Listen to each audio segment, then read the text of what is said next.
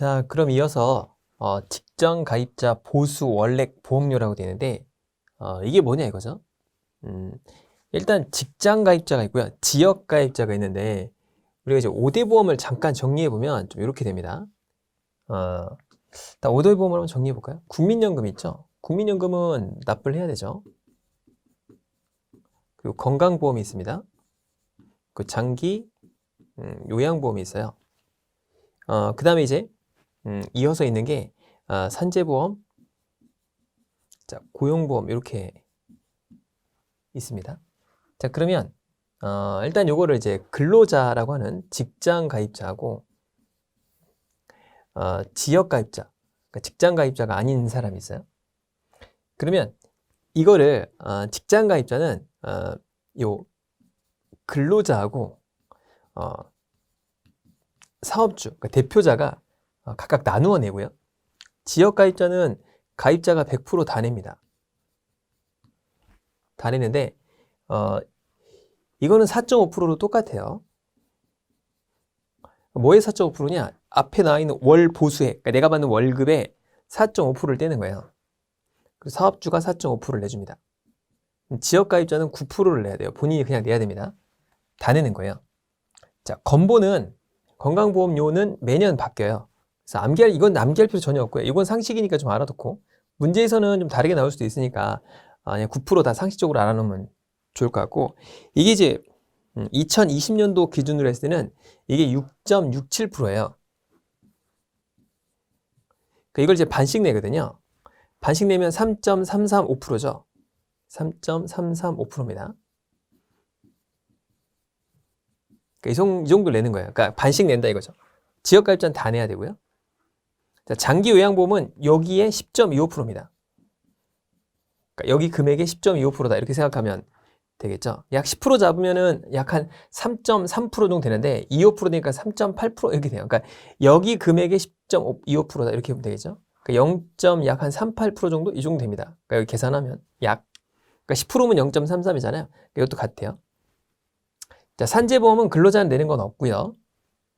그 다음에 사업주가 내는데 사업 형태마다 다르다고 그랬죠. 예를 들어서 위험한 사업군이면은 산업군이 되죠. 위험한 산업군이면 많이 내고, 그 다음에 좀 덜 위험한 사무직군은 적게 내고 이렇죠. 자, 그 다음에 고용보험 같은 경우에는 실업급여가 있고 고용안정자금이 있어요. 그러니까 실업급여를 바탕으로 한 실업급여를 주기 위한 재원, 그리고 고용보험을 주기 위한 재원, 이렇게 두 가지로 나누어지는데 실업급여를 주는 게 0.8%씩 따로따로 냅니다. 그리고 직장가입자는 안 내요. 근로자는 안 냅니다. 고용보험, 이 고용을 장려하기 위한 비용은 안 내게 돼 있고, 요 사업주만 내는데 그것도 0.38 정도로 봅시다. 그러니까 약이에요, 약. 그때그때 다르기 때문에 좀 차이점이 있습니다. 그냥 10.25%다 이렇게 생각하시면 될 것 같아요. 자, 이거는 사람마다 다릅니다. 100명 이상, 200명, 300명 이상. 그러니까 근로자 수에 따라서 다르게 내요. 그러면 지역가입자는 장기 요양보험을 내느냐? 똑같이 냅니다. 10.25%를 여기다 곱해서 똑같이 냅니다. 이거 두 개 더한 걸 내야 돼요. 산재보험 내느냐? 내지 않습니다. 고용보험도 안 냅니다. 자기가 그만두고 자기가 실업급여 받으면 그럼 안 되겠죠. 그래서 보통 안 내는데 위험한 산업군은 본인이 이렇게 들 수 있어요. 직장 가입자가. 고용보험도 원하면 들 수는 있긴 한데 좀 까다롭긴 합니다. 그래서 대표적으로 우리 라이더라고 하죠. 라이더. 막 이렇게 배달의 민족 라이더들이잖아요. 라이더는 보통 소속돼 있는 것도 있지만 본인이 사업자 내고 할 수 있거든요. 그러면 요 산재보험이 비쌉니다. 한 달에 한 200만 원 되나요? 아무튼 비싸다고 해요. 굉장히 비싸다고 합니다. 자, 그래서 이렇게 구조가 된다라는 거죠. 그래서 직장 가입자는 반반 낸다. 우리가 이제 건보니까 여기 이 정도 기억하시고 반드시 암기할 필요 없습니다. 다 문제 내에서 줘요. 자, 근데 여기 이제 10.25%다. 요 정도 이해하시면 될 것 같고, 자, 근로자하고 사업주하고 반반 낸다. 지역가입자는 다 낸다. 이렇게 생각하면 되겠죠. 자, 여기 보면은 이제 여기 이제 건강보험료율인데 여기 좀 바뀌긴 했어요. 암기하실 필요 없습니다. 이거 전혀 암기할 필요가 없습니다. 자, 여기 보면 이런 얘기가 나오잖아요. 보수월액. 그러니까 보수월액은 어떻게 사느냐? 전혀 그런 거는 몰라도 됩니다. 왜냐면 문제마다 좀 다르기 때문에 월급 이렇게 생각하면 되죠. 월급의 6.46%다. 이게 2019년도 기준이니까 이건 알려줍니다. 자, 건강보험료의 장기보험료율을 곱하죠. 현재는 한 10.25% 정도 돼요. 그러니까 더 많이 늘어났죠. 왜 그럴까요? 노인분들이 많아지니까 그런 거겠죠. 자, 그래서 이 정도로 이렇게 변했다. 계속 올라가고 있어요. 약간씩. 자, 그 다음에 여기 보면 좀 차이가 있죠. 근로자는 반반 내죠. 공무원은 본인이 반, 국가가 반을 내주고요. 사립학교는 본인이 반, 요 반절의 30%는, 그러니까 이 50% 중에 30%는 사용자, 20%는 국가가 내는데 이런 거 잘 안 나옵니다. 이 정도만 기억하시면 돼요. 자, 그래서 국외근무자, 뭐 섬, 벽지, 경감, 뭐 깎아준다 이거예요. 깎아준다. 자, 이미 계속 가입자라는 게 있어요. 그러니까 본인이 원해서 원래 이제 65세 이상 되면은 건강보험료를 안 내도 됩니다. 근데 이제 계속 가입을 해서 뭐 혜택을 받고 싶은 사람들, 이런 사람들이 될 수가 있겠죠. 자, 면제도 되는데 이렇게 1개월 이상 체류하거나 그러니까 이런 게 이제 많이 많았죠. 그러니까 해외 나가서 한 달 정도 한 달 이상 체류하게 되면 안 내도 됩니다. 자, 그래서 현역병, 그 다음에 교도소 이런 데 가면 면제가 된다는 건데 이런 게 있었잖아요. 예전에 이런 말이 많았었어요. 그러니까 돈 많은 분들이 건강보험료를 많이 내겠죠, 당연히. 근데 이 돈 많으신 분들이 해외에 나가가지고 막 석 달, 여름에 석 달, 넉 달 이렇게 있다가 오는 거예요.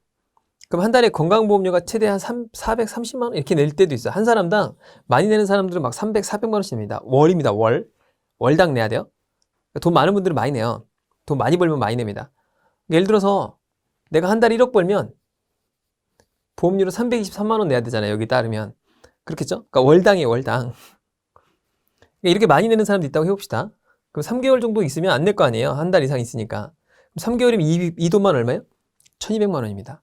이거 갔다 와가지고 이걸 안 내고 해외 나가서 이 돈 가지고 재밌게 놀다 오는 거죠. 이런 경우도 있어서 이게 문제가 되고 있다는 말도 있어요. 지금 현재. 그래서 이게 뭐 신문기사에 나오긴 하죠. 겨울에 추울 때 해외 나가서 이렇게 사시는 분들을 말하는 거죠. 자, 직장가입자는 이제 다르죠. 자, 이분들의 소득 월액입니다. 소득 월액. 그러니까 이제 한 달 월급이 어떻게 되느냐 이런 거예요. 자, 그래서 보수월액 산정에서 보수를 제외한 소득이 3,400만 원을 초과하는 사람들을 말하게 되는데 12로 나누어서 계산합니다.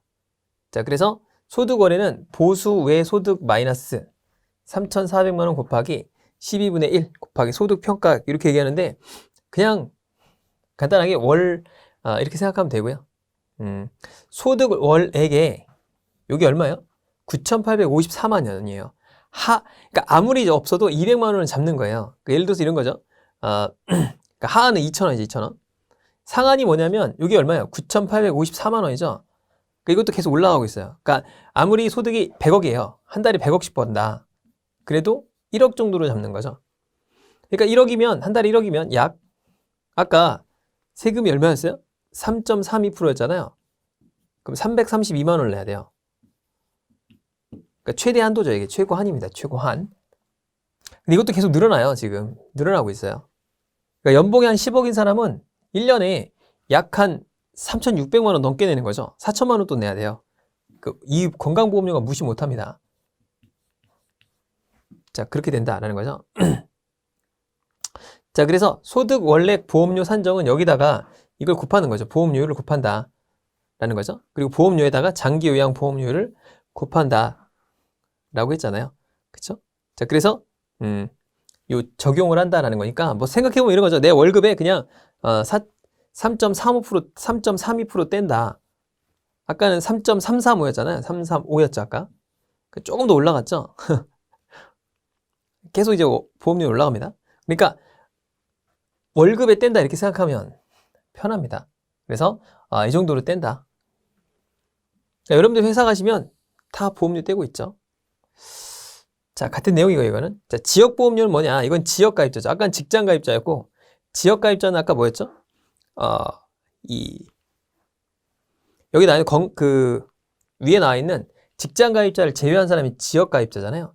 그래서 소득, 재산, 자동차 등을 참작합니다. 그러니까는 가입자의 소득이 있으니까 뭐 보통 사업소득이나 사업소득인 대표적인 뭐가 있죠? 우리 가장 좋아하는 거 부동산 임대소득이죠. 이런 것들. 그 다음에 진짜 자영업자들이죠. 제 사업하는 사람들. 재산 같은 게 되게 중요합니다. 자동차 이런 것들을 합산해요.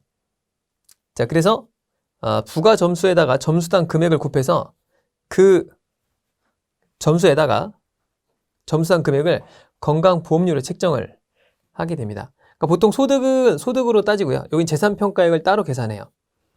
그래서 합산해서 계산을 한다라는 거죠. 그래서 똑같죠? 이 금액 계산하는 건 비슷합니다. 자, 볼게요. 자, 보험료를 산정하는데 되게 복잡해요. 이거 전혀 알 필요 없습니다, 여러분들은. 그냥 얘기한다. 그래서 소득 점수가 있어요. 여기 보니까 이자, 배당, 사업인데 이자나 배당은 2천만 원이 넘어야 이 소득으로 인정해 주고요. 사업소득은 1원만 돼도 사업소득이고 근로, 연금, 기타 이런 걸 다 더하는 거예요. 다 더해서 이런 것들을 97등급을 매긴다. 재산은 이런 걸로 다 따지는 거죠. 자, 그 다음에 뭐 등급 확대, 뭐 경감이 이렇게 있다. 라는 거죠. 근데 과거에는 점수다. 요 정도였는데 점수가 올라갔죠. 점수가 올라갔습니다. 그래서 이렇게 계산하고 만약에 사업소득이 있다. 여기다 아까 계산했던 6.63인가요? 이 정도 그냥 내는 겁니다. 그냥 그대로 소득이 있으면 그대로 돼요, 이게. 그러니까 이거는 이제 재산이 많은 사람들은 이렇게 계산하는 거고 사업소득만 있는 사람은 그냥 일반적인 6.63%를 계산해서 내게 됩니다. 그리고 그 소득에 8.51, 지금 10.25라고 그랬죠. 이걸 곱해서 계산한 금액을 장기 요양보험으로 내는 거예요. 그러니까 사실은 요 건강보험료는 일반 건강보험료를 내야 되고 여기에 10.25%를 뭘 내야 되죠? 장기 요양보험을 또 내야 됩니다. 그러니까 두 개로 내는 거죠. 근데 원래 옛날부터 이걸 합쳐서 냈었어요. 근데 이제 이번에 띄어가지고 별도로 이제 재원을 다르게 분리하자라고 했었죠. 그래서 분리하고 있다. 자, 그 다음에 여기까지가 이제 내는 거예요. 내는 거였고 여기까지가. 그러니까 내는 거는 심플하죠. 돈 많으면 많이 내고 돈 많이 벌면 많이 내고 뭐 이런 거예요. 느낌적으로 봤을 때 그냥 약 한 6.5% 낸다. 그래서 반반 3.25%씩 각각 낸다. 이런 식으로 생각하시면 좀 간편하겠죠. 보험료율은 변하기 때문에 시험 내서 다 줍니다. 여러분들이 뭐 이거 암기할 필요 전혀 없어요. 자, 그 다음에 보험급여. 여기서부터 뭐냐면 이제 내가 수령하는 거예요. 국가로부터 혜택을 받는 거죠. 자, 여기까지는 내가 냈고요. 그러니까 돈을 뭔가를 냈고 여기서부터 혜택을 받는 거죠. 자, 예방, 진단. 예방은 건강 검진 같은 걸 해주고 진단, 치료, 재활, 출산, 사망 이런 것들에 대해서 모두 다 법령에 정하는 바에 따라서 현금을 지급해 줍니다. 건강증진에서 대표적인 게 뭐가 있을까요? 우리 건강보험에 항상 매번 빼놓지 않고 나오는 거. 금연하면은 굉장히 비용을 줄이면서도 많은 혜택을 줍니다. 왜냐면 이게 이제 만병의 근원이라고 보는 거죠. 만병의 근원은 뭘까요? 스트레스죠, 스트레스. 스트레스가 많이 쌓이면 그렇습니다. 요즘 제가 스트레스를 좀 많이 받아가지고 뭐 입술에 뭐가 나고 막 그래요. 여러분들 스트레스 받으시면 안 됩니다. 자, 보험급여는 현물과 현금이 있어요. 이건 돈 받는 거고, 이건 이제 뭔가 물건으로 받는 거죠.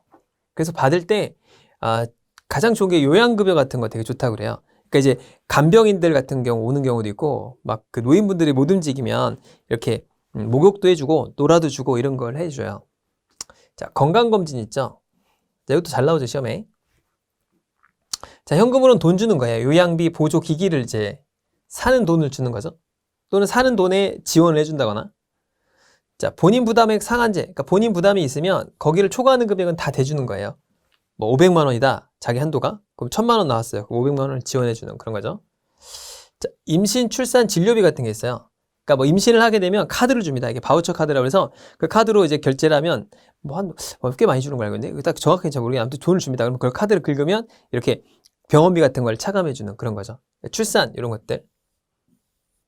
그러니까 지역마다도 막 출산하면은 막 출산 장려금 해가지고 막 몇백만 원씩 주는 그런 이 자치구가 또 있죠. 그래서 강남 같은 데가 많이 주잖아요.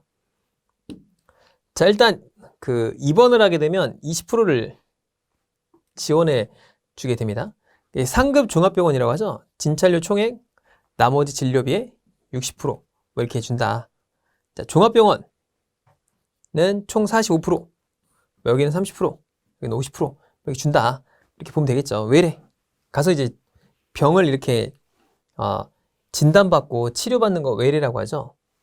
자, 그래서 엄청 복잡해요. 뭐 이런 거 알 필요 전혀 없습니다. 뭐 병원, 의원, 뭐 약국 이렇게 뭐 지원해 주는 거예요. 30%, 35% 이렇게 지원해 준다라는 거죠. 근데 중요한 건 이거죠. 본인 부담 상한제를 한번 봅시다. 환자가 부담한 본인 부담액의 연도별 상한액을 기준으로 초과해서 연도별로 초과해서 가입자가 지급하게 되면 환급을 해주는 거예요. 그러니까 당연히 이쪽으로 갈수록 고소득자입니다. 그러니까 여기가 이제 돈이 많은 분들이죠. 여기는 저소득층이에요. 그래서 이 사람들이 만약에 이 정도로 한 거예요. 이제 쪼개졌어요. 2017년도, 2018년도까지는 그냥 80만 원만 넘어가면 다 지급해 준 거예요. 그러니까 1년에 병원비로 100만 원 썼어요. 그럼 20만 원 지원해 주는 거죠. 이 사람들이 150만 원 썼습니다. 그러면 50만 원 지급해 주는 거죠. 네, 여러분은 어떤 분위에 들어가나요? 저는 잘 모르겠어요. 이걸 계산하는 법도 있어요. 요 10분의 1을 계산하는 법 여러 가지가 있는데 저는 뭐 중간으로 잡읍시다. 여러분들은 어디가 될까요? 그래서 얼마나 받느냐 이런 건데, 자, 일단 2019년도부터는 요양병원의 입원 일수가 120일을 초과하게 되면 이걸 넘어야 지원해 주는 거예요. 왜냐면 이제 요양병원 같은 돈이 많이 나오잖아요. 그러니까 노인분들 이런 경우. 그러니까 이제 저소득층은 이게 이제 인구를 딱 봤을 때 10으로 나누니까 여기가 10% 인간이라기보다는 좀 소득이 많으신 분들이고, 여기 맨 마지막에는 저소득층이죠. 그러니까 많이 지원해 주는 거죠. 이거 넘어가면 다 주겠다 이거죠. 2, 3분위는 157만 원이고, 자, 여기서부터는 그냥 다 통합이 돼요. 그래서 10분위는 580만 원까지는 지가 내야 돼요. 자기가 내야 되고, 나머지 넘어가면 이제 나라에서 다 주는 거죠. 자, 그래서 2018년도부터는 요양병원에 대해서는 이렇게 1에서 5분위까지 차등을 주는 거죠. 그래서 여기 보면은 조금 더 높게 써야 지원해주는 그런 거겠죠. 자, 580만 원이면 꽤 높은 금액이죠. 뭐 가서 이렇게 쓴다는 게, 여러분 병원 자주 가나요? 젊은 사람들 거의 안 가잖아요. 뭐 감기 걸리면 뭐 3,000원 나오고 이런 걸 해봐야, 아무리 감기를 1년 내내 달고 살면 모르겠어요. 그렇지 않는 아이 넘을 수가 없겠죠. 그러니까 이제 거의 이제 젊은 분들은 여기 넘을 리가 없습니다. 그래서 280만 원 넘는 경우도 그렇게 드물죠. 나이가 많으신 분들만 혜택이 되기 때문에. 자, 이렇게 보면 되겠고, 7단계 차등 적용된다. 그래서 둘, 넷, 여섯, 7개 단계 저희가 총 7단계로 적용된다. 요건 좀 많이 나오니까 이해하면 좋을 것 같고, 자, 건강검진도 잘 나오죠. 자, 2년에 한 번입니다. 자, 지역 가입자가 있죠. 직장 피부양자는 뭐냐? 직장 가입자의 뭐 이렇게 같이 사는 사람들이죠. 소득은 없고 2년에 1입니다. 자, 그 다음에 사무직 근로자 중 경련제 실시에 따라서 직장 가입자는 거의 다 사무직은 2년에 1회, 비사무직은 1년에 1입니다. 그러니까 뭐 노동일을 한다거나 또는 뭐 굉장히 위험한 일을 한다거나, 그러니까 대부분 사무직이에요. 뭐 프로그래머나 이런 다 사무직이니까 그런 사람들은 2년에 한 번입니다, 보통. 그러니까 공짜예요. 공짜입니다. 자, 그 다음에 고혈압, 당뇨병, 이거 되게 심한 거죠. 그런 사람들은 확진 검사를 실시하기도 한다. 그러니까 이거 이제 기본적으로 하는 거고요. 그 다음에 이제 조금 더 본인이 원하면 더 좋은 거 해도 됩니다. 그래서 검진 항목이 생각보다 많아요. 가보시면은 뭔가 이상한 거 많이 하죠. 근데 이게 요즘은 그렇다고 그래요. 뭐 저도 뭐 제 동생이 간호사라서 뭐 얘기를 듣는데 뭐 거짓말인지 진짜인지 모르겠는데, 피 검사만으로도 대부분 97% 이상이 다 병이 확인이 된다고 합니다. 그럼 이제 대충 하고서 이제 대략적으로 이렇게 하고, 그 다음에 얘가 문제가 있다. 그럼 이제 다시 부르죠. 그래서 재검 또는 그런 걸 받게 되는 거죠. 뭐 체위 검사, 방사선 검사 이렇게 한번 뭐 CT 같은 거 찍잖아요. 구강 검진, 입 같은 거 한번 보죠. 이게 이제 여기서 많이 나오죠. 혈액 검사에서. 그다음에 이제 뭐 오줌 같은 거 싸가지고 이렇게 딱 한번 검사하고 하잖아요. 그래서 이렇게 많이 본다는 거예요. 그래서 골다공증, 이런 나이대에 이제 우울증도 보고요. 노인 신체 기능 이때 많이 보죠. 이렇게 치면 세균막 검사 만 40세에 많이 한다.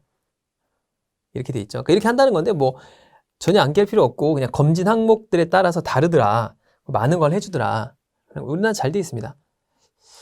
그래서 이게 이제 예방 차원이 더 중요하죠. 그러니까 뭔가 걸려서 하는 것보다 예방이 훨씬 더 비용이 적게 든다라고 얘기를 하잖아요.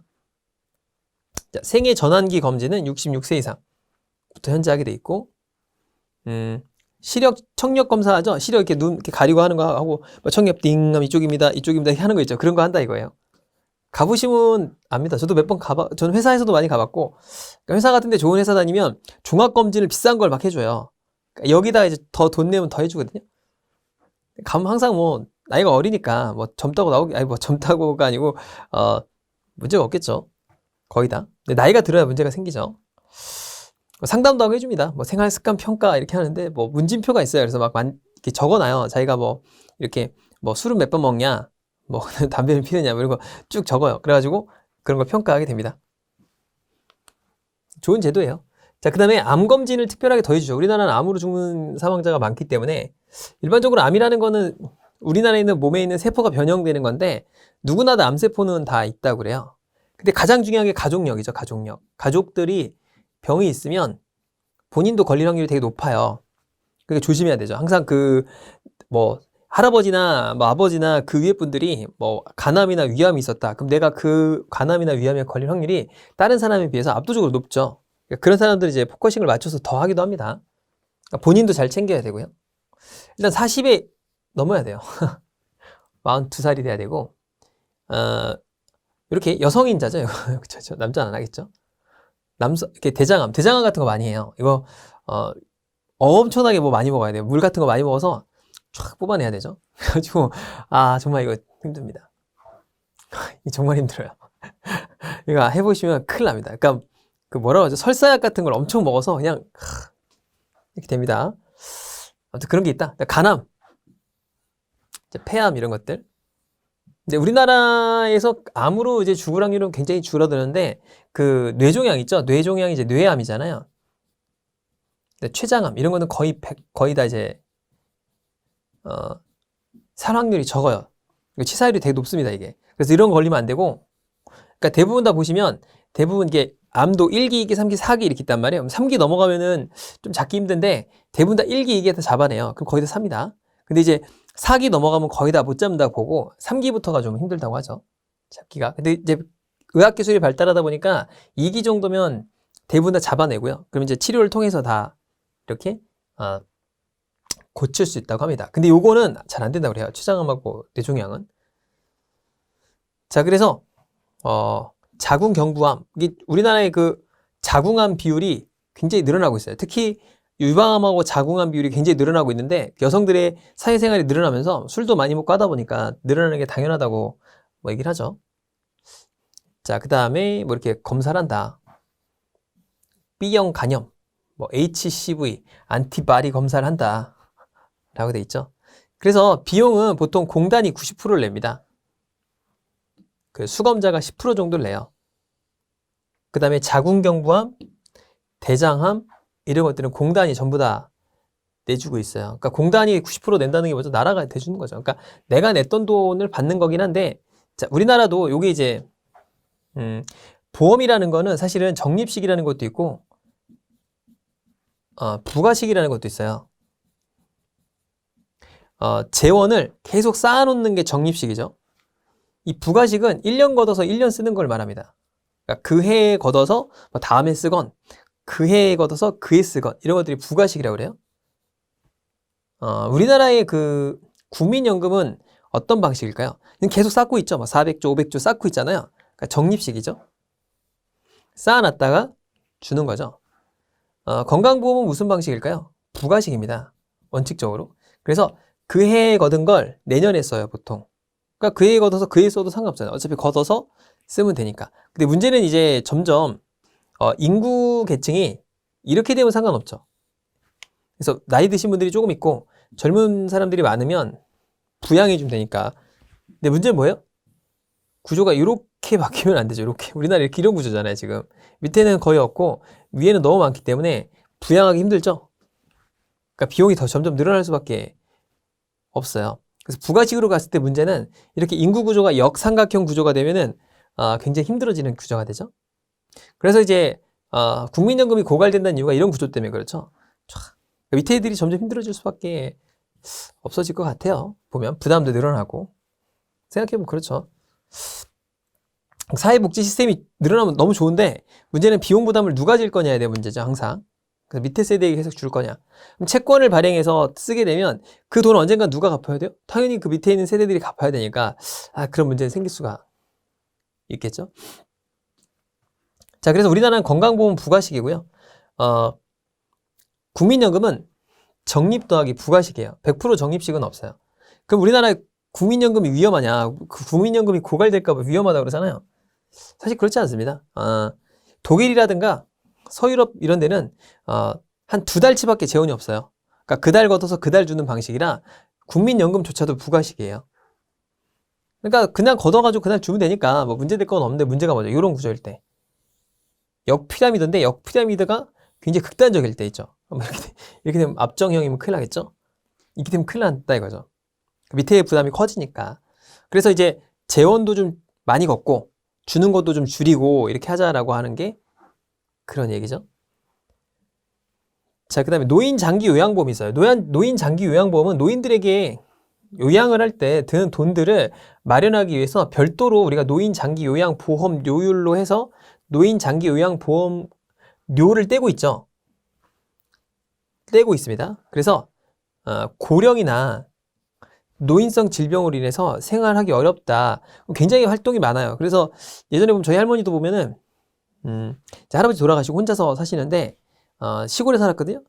근데 이제 되게 이제 활동도 잘 못하시고 무릎이 안 좋으셔가지고 뭐 고관절 같은 게 걸려서 움직이지 못하니까 그랬더니 굉장히 시스템이 잘 돼 있더라고요. 와서 막 치료도 해주고 목욕도 해주고 이렇게 하는 거 보니까 잘 돼 있습니다 이게. 자, 그래서 건강보험 제도와의 차이를 보면은 이런 거죠. 질환의 진단, 재활치료, 치매 중풍 이런 게 문제죠. 자, 이런 것들을 해주는 겁니다. 자, 그래서 기존 노인 서비스하고 다른 거는 다 받을 수 있다는 거죠. 자, 치매 및 노인에게도 다 적용이 되고요. 자, 65세 미만의 국민, 그러니까 노인이 아닌데 65세 미만인데도 불구하고 노인성 질환인 거예요. 치매가 일찍 올 수도 있죠. 그런 분들에게는 혜택을 줍니다. 자, 그 다음에 부양가족이 힘들어요. 왜냐하면 그 치매에 걸리신 노인분을 그렇게 간호를 오랫동안 한다는 게 쉬운 일이 아니거든요. 그렇게 선택에 의한 서비스를 제공하고 있고요. 자, 셋 다 부담한다. 장기요양보험료율, 지방자치단체 부담, 이용자 본인 부담. 그러니까 이제 일부만 지원하고 일부는 본인이 내야 되고 이런 것도 있죠. 자, 시설들이 되게 많습니다. 그러니까 방문 요양 와서 해주는 거, 목욕, 방문 간호, 주 야간 보호, 단기 보호, 그 다음에 뭐 가족 요양비. 가족이 돌봐야 되니까 일을 못할 거 아니에요. 그러니까 지원해 주는 걸 말하죠. 자, 그래서 청구를 하게 되면은 비용을 적용합니다. 정말 좋은 제도예요. 우리나라 정말 잘 돼 있다고 그래요. 그러니까 이거는 이제 젊은 분들은 아직 이런 걸 받을 일이 없잖아요. 혜택을 전혀 못 느끼는 거예요. 근데 이제 이걸 받는 분들은 우리나라 정말 훌륭한 나라다. 정말 좋은 나라다라고 여러 번 느낀다고 해요. 그리고 이런 분들이 선거를 많이 하니까 그 혜택을 주는 것도 없잖아 있고 또 복지 국가라는 게 그런 거잖아요. 사회적 약자를 보호하는 거. 자, 그래서 여기 보니까 피부양자, 의료급여 수급권자 다 받을 수 있고요. 65세 이상 노인 미만으로서 치매, 뇌혈관 질환, 노인성 질병을 가진 사람들은 요 장기 요양보험의 혜택을 받을 수 있는 거예요. 그러니까 중요한 건 뭐죠? 65세 이상 이거죠. 그러니까 65세 미만은 좀 극단적이겠지만 시험 문제에서 65세 미만도 받을 수 있냐라고 나왔다 하면 만약에 받을 수 있죠. 그러니까 이런 질병이 있다면 받을 수 있다. 그런 얘기입니다. 자, 그래서 취소해도 장애활동 지원 신청이 불가능하니 주의하시기 바랍니다라고 나와 있습니다. 공단에 나와 있는 거 이거 다. 자, 급여를 봤더니 엄청 많아요. 그렇죠? 그래서 뭐 이 장기 요양 인정서, 표준 장기 요양 이용 계획서 이렇게 되는데 자, 일단 등급을 나누어서 1에서 5등급. 그다음에 이제 치매나 이렇게 발달이 좀 이렇게 갑자기 이상해지고 그러게 되면 이제 인지를 못하죠, 사람이. 그러니까 인지 능력을 좀 판단하는 거예요. 자, 그래서 시설 또는 재가. 그러니까 이제 집도 없고 그러면 이 어르신들을 모시는, 그러니까 이제 나이가 많으신 분들, 노인분들을 위한 그런 요양시설이 되게 많습니다. 그러니까 잠깐 가서 뭐 이렇게 시설을 이용할 수 있는 것도 있고, 아예 들어가서 그냥 먹고 자고 할 수 있는 것도 있고 그래요. 자, 그래서 공단은 수급자가 자율적으로 선택할 수 있도록 정보를 제공합니다. 그러니까 가족들하고 상담을 하는 거죠. 자, 그래서 수급자와 가족이 자율적으로 이렇게 신청을 하게 돼 있고요. 자, 밑에 보면 급여의 종류가 나오는데, 자, 급여의 종류부터는 종류가 많아요. 그래서 이거하고 뒤에 있는 그 마지막 담배에 관련된 거죠. 금연 치료 되게 중요하다 그랬죠. 그거는 다음 시간에 보도록 하죠. 다음 시간에. 그래서 급여의 종류부터는 다음 시간에 보도록 하겠습니다. 수고 많으셨습니다.